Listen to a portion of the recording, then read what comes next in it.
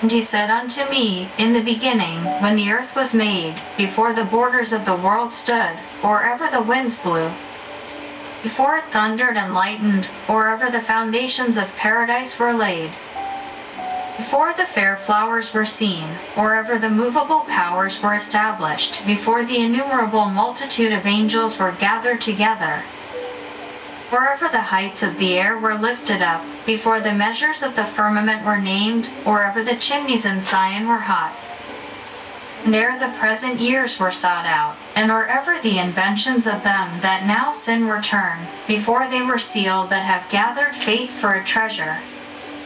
And did I consider these things, and they all were made through me alone, and through none other, by me also they shall be ended, and by none other. And answered I and said, What shall be the parting asunder of the times? Or when shall be the end of the first, and the beginning of it that followeth? And he said unto me, From Abraham unto Isaac, when Jacob and Esau were born of him, Jacob's hand held first the heel of Esau. For Esau is the end of the world, and Jacob is the beginning of it that followeth. The hand of man is betwixt the heel and the hand. Other question, Esdras, ask thou not.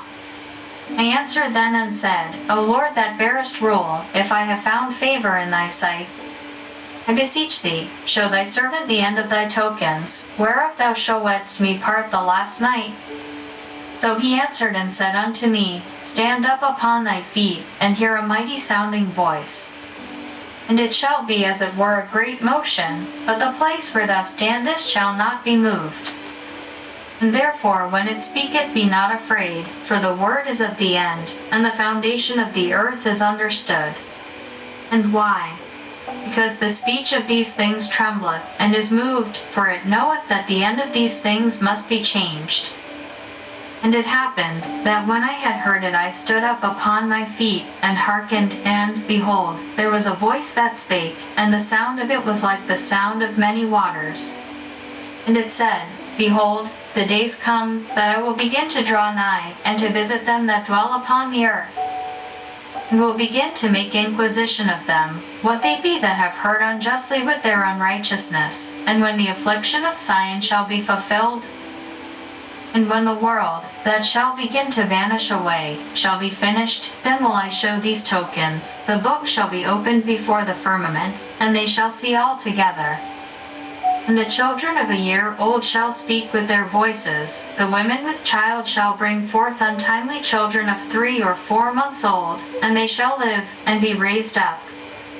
And suddenly shall the sown places appear unsown, the full storehouses shall suddenly be found empty.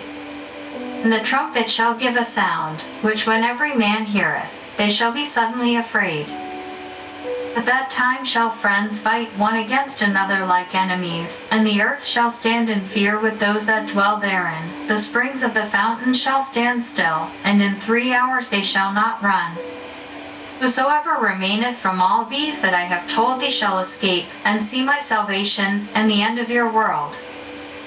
And the men that are received shall see it, who have not tasted death from their birth, and the heart of the inhabitants shall be changed, and turned into another meaning. For evil shall be put out, and deceit shall be quenched. As for faith, it shall flourish, corruption shall be overcome, and the truth, which hath been so long without fruit, shall be declared. And when he talked with me, behold, I looked by little and little upon him before whom I stood. And these words said he unto me, I am come to show thee the time of the night to come.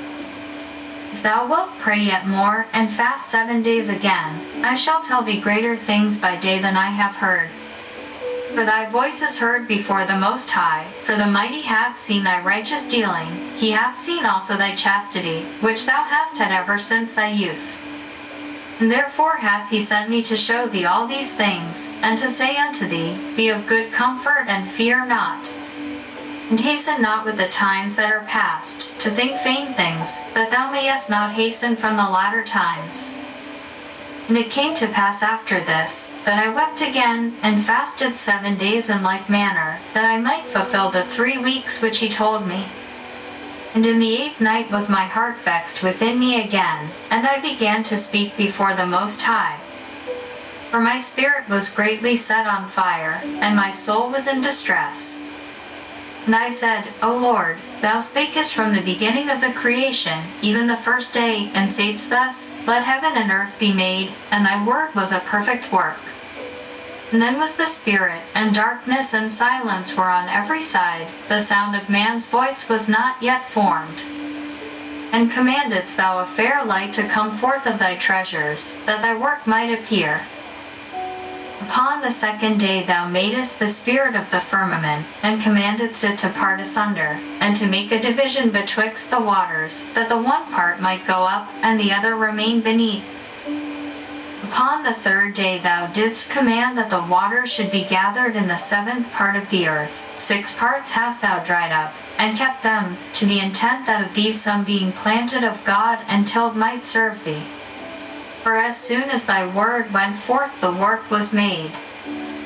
For immediately there was great and innumerable fruit, and many and divers pleasures for the taste, and flowers of unchangeable color, and odors of wonderful smell, and this was done the third day.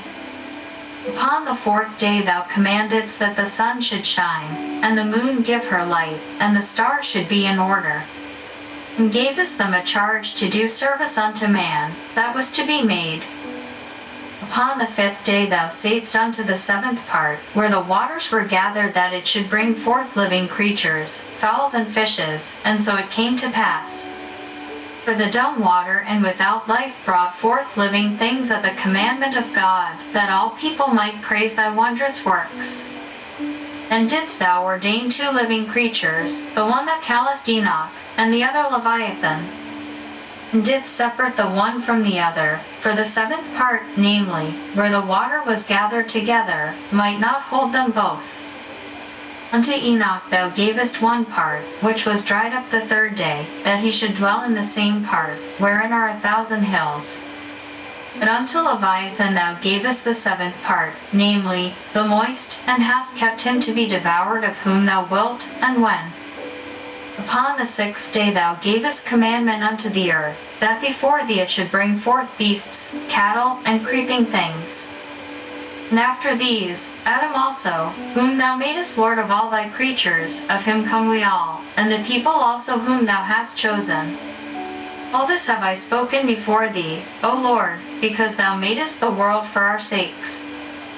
As for the other people, which also come of Adam, thou hast said that they are nothing, but be like unto spittle, and hast likened the abundance of them unto a drop that falleth from a vessel. And now, O Lord, behold, these heathen, which have ever been reputed as nothing, have begun to be lords over us, and to devour us.